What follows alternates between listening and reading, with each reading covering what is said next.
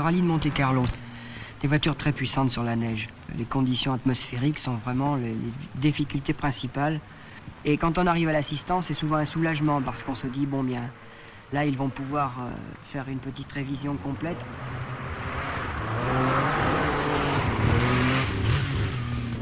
Du rallye Monte-Carlo, qui en est à sa 49e édition, mais qui a déjà 70 ans d'âge, puisque la première épreuve s'est déroulée du 21 au 25 janvier 1911. Vous voyez, donc 70 ans déjà. Bernard Arniche au départ dans quelques instants, toujours associé à son fidèle coéquipier, le Toulonnais Alain Maille. Il est parti.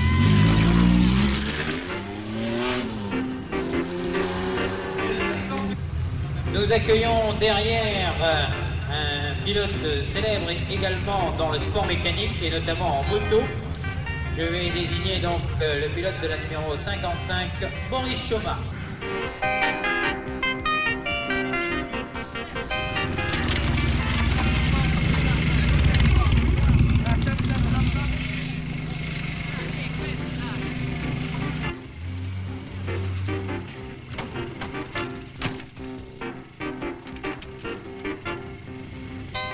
L'assistance est toujours vigilante parce que le rallye c'est avant tout une grosse équipe, une équipe de mécaniciens, de techniciens. Chacun sait exactement le travail qu'il aura à faire et le fait dans les meilleures conditions possibles. Rien n'est laissé au hasard, même l'essuie-glace qui sera parfaitement bien nettoyé, ça prend une importance primordiale dans les épreuves où le brouillard nous attend.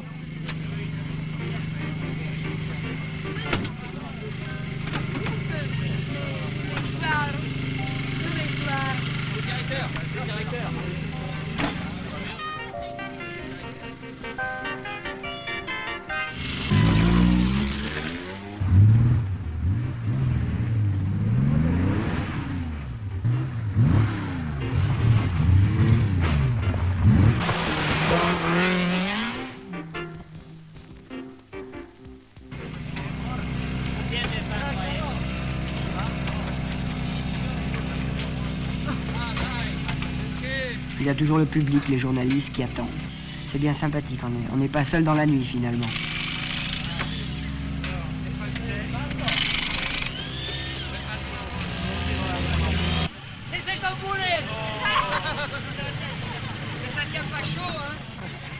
En général, quand je parle, c'est que ça va bien.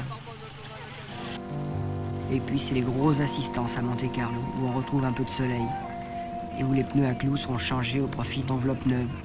250 pneus pour chaque voiture, pour un équipage professionnel. Et encore, comme j'ai des dessins qui ne me conviennent pas dans certaines épreuves, je fais retailler à la main certaines enveloppes pour que la température des pneus monte encore un peu plus et me permette une adhérence meilleure. Et il y a aussi tous les indépendants du travail un peu avec des bouts de ficelle, mais qui le font vraiment avec leur gros cœur. Souvent on est gêné vis-à-vis d'eux parce que par rapport au déploiement de force qu'une écurie officielle laisse apparaître, c'est quelquefois gênant. Mais enfin c'est la loi de ceux qui ont réussi, puis de ceux qui espèrent réussir.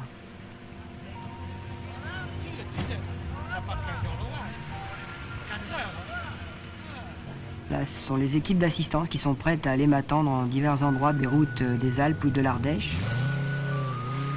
Et elles partent toujours très en avance parce que les places sont chères pour les places d'assistance. Et pour être certain que je vais les trouver aux endroits qui ont été définis par Jacques Levacher, le patron de l'assistance. Boris Choma, champion de France, donc en catégorie moto, notamment sur la route. Il est actuellement au départ avec cette Porsche. On trouve le temps de sourire et les gendarmes avec qui je suis toujours très bien. La gendarmerie te dit merde, ils sont sur la route, ils regardent et ils suivent. Ok? Allez, go! On se reverra samedi!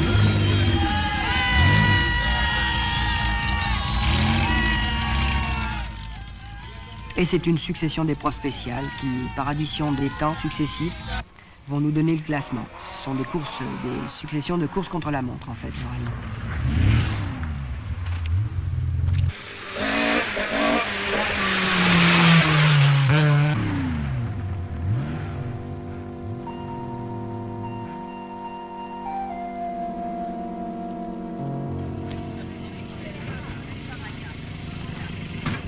Et toujours ces assistances, dans l'ombre, qui font leur travail de routine, mais toujours efficace, qui changent les pneus en moins de 2 minutes et qui donnent un coup de jeunesse à la voiture.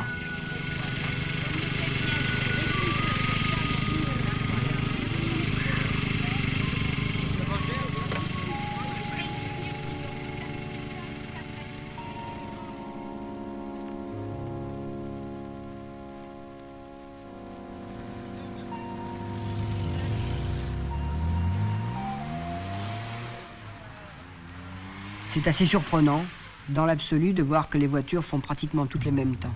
Et c'est souvent le cœur du pilote qui fait la différence. Enfin, du pilote et de l'équipage. Parce que celui qui est à côté, il faut quand même qu'il ait un gros cœur aussi souvent. Quand il nous pique des crises de folie un peu, ça nous arrive.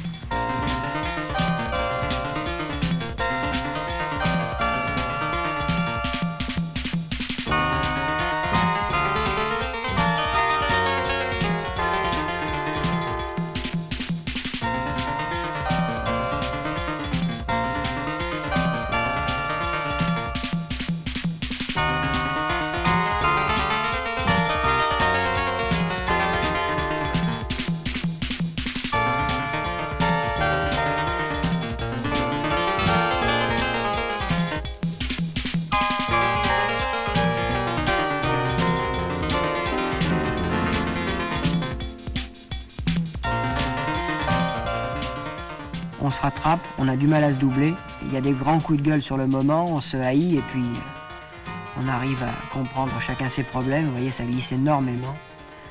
Car la réglementation actuelle fait que nous n'avons pas le droit de disposer plus de 220 clous sur chaque roue et c'est vraiment très peu pour transmettre grosso modo 300 chevaux à la route.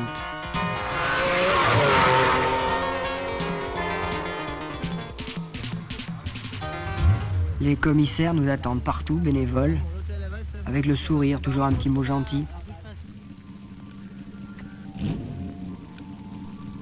Et là, on s'attache pour un nouveau contrôle horaire. Et c'est reparti.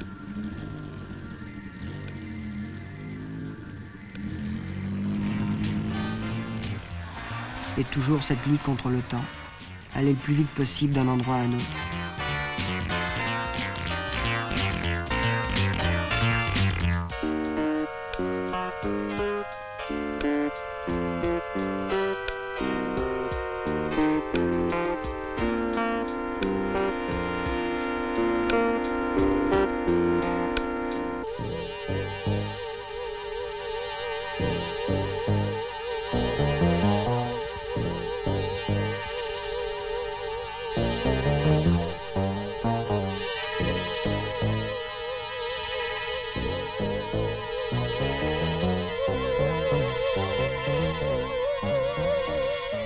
Chardonnay, toujours anxieux, qui est un peu notre fétiche, notre mascotte, parce qu'on a remarqué quand il n'était pas là, on avait beaucoup plus de mal à gagner.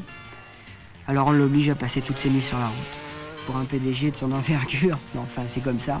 Faut qu'il suive s'il veut courir, hein, et voir sa voiture gagner.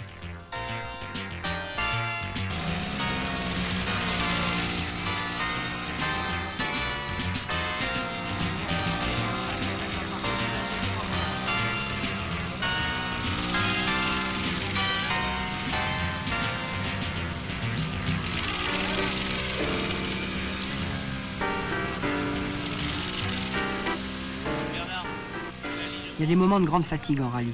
On le voit à la barbe des gens d'ailleurs. On n'a pas toujours le temps de se raser ni de se laver. On passe des nuits et des journées entières sur la route. Et c'est souvent très fatigant, mais c'est pour ça que c'est très prenant. Et toujours ces éternelles discussions sur un problème précis. On n'en finit pas de prendre des décisions, de revenir en arrière, de tâtonner parce qu'on ne sait jamais quelle décision sera la bonne au niveau des pneumatiques.